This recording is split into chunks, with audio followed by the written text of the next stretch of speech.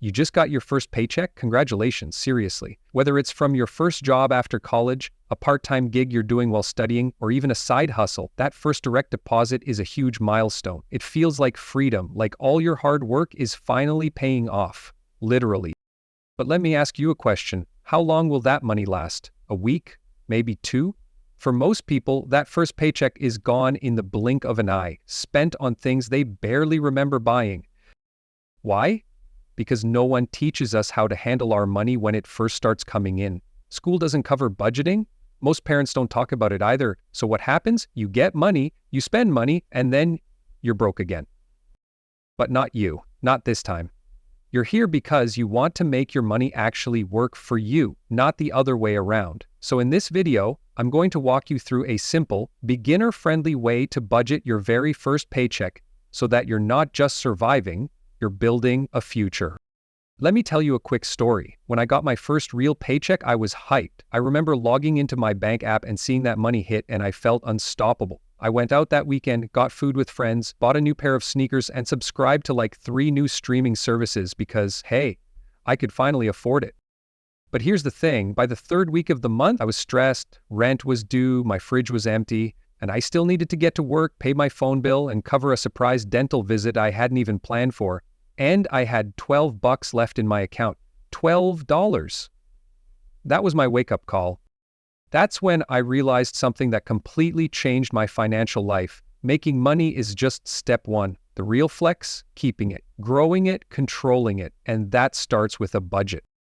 Now, the word budget gets a bad rap. Most people think it means you have to cut out everything fun in your life, that it's restrictive, boring, complicated. But here's the truth. A budget is just a plan for how you're going to use your money, so it works for you. So you're not just wondering where your money went, but telling it where to go.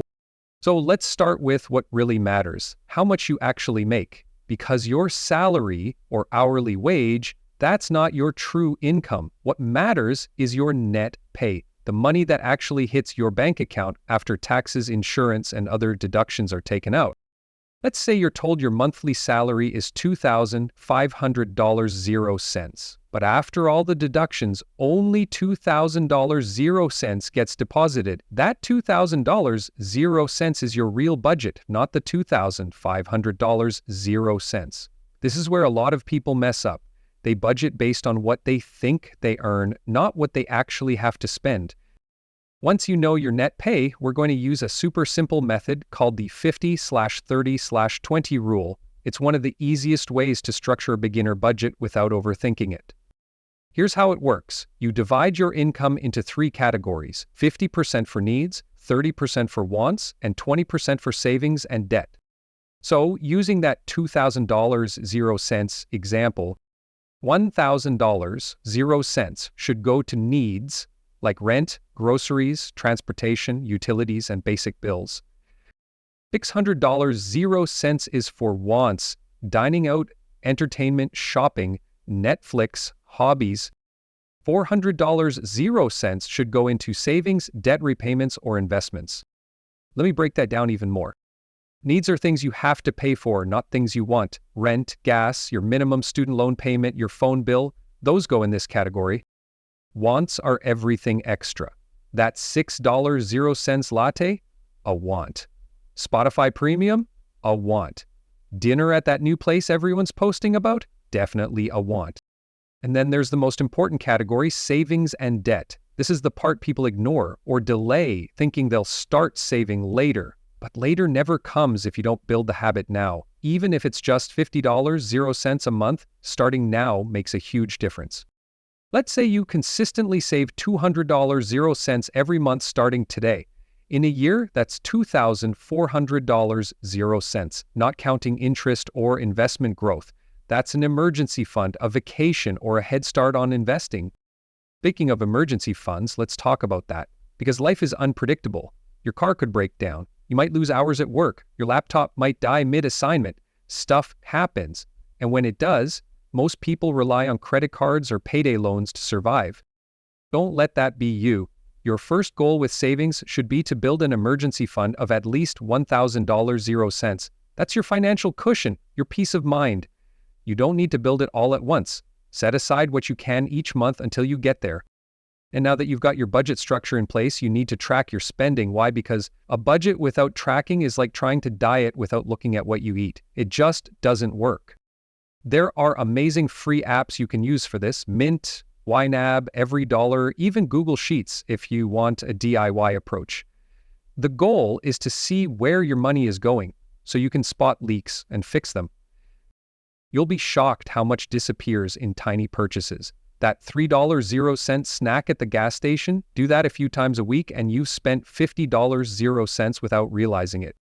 Now let's talk about the silent killers of your paycheck: subscriptions. $9.99 here, $14.99 there.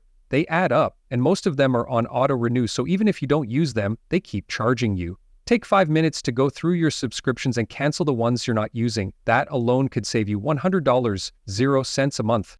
Another key strategy: automation. Automate your savings, automate your bill payments, automate everything you can, because when you don't have to think about it, you're less likely to mess it up. Set your savings to auto-transfer the moment your paycheck hits your account. That way you treat saving like a bill, not an afterthought. And that's how you build wealth. Now let's talk about some common rookie mistakes so you can avoid them from day one. First, spending before budgeting. A lot of people get paid and immediately spend, then try to figure out their budget with whatever's left. That's backwards. Budget before you spend. Give every dollar a job before it hits your wallet. Second, trying to be too perfect. You don't need to track every penny perfectly or use fancy spreadsheets. Progress is better than perfection. A messy budget is better than no budget. Third, not leaving room for fun. If you make your budget too tight, you won't stick to it. Allow yourself to enjoy your money, just within limits. That's what the 30% for wants is all about. Fourth, ignoring debt. If you have credit cards or loans, include them in your budget. Even if you're only paying the minimum, include it. The goal is to eventually free yourself from debt, but you can't do that if you pretend it's not there. Fifth, giving up after one mistake. You will overspend. You will forget to track something. You'll blow your budget once or twice. It's normal. Just get back on track the next day. Think of budgeting like fitness. It's not about being perfect. It's about being consistent. So let's recap real quick. Step 1, know your net income. That's the real number you're budgeting with. Step 2, use the 50/30/20 rule to divide your income into needs, wants, and savings. Step 3, track your spending using an app or spreadsheet. Step 4, start building your emergency fund, even if it's small. Step 5, automate everything: savings, bills, subscriptions. Step 6, avoid the common mistakes that trip up beginners. If you follow those steps, you'll be ahead of 90% of people your age. Seriously. Most people don't start budgeting until they're already in debt or living paycheck to paycheck. But you're starting now, and that gives you an advantage that money can't buy: control.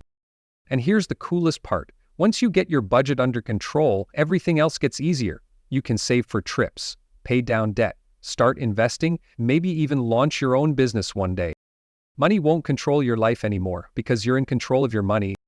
If you found this video helpful, hit that like button. It helps the channel a lot. And if you want more step-by-step guides like this, make sure to subscribe. I post weekly videos to help you build smart money habits without the boring jargon. And if you're ready to take the next step, check out my next video: how to save your first $1,000 fast. It's packed with practical tips you can use starting today, and it's linked right here on the screen.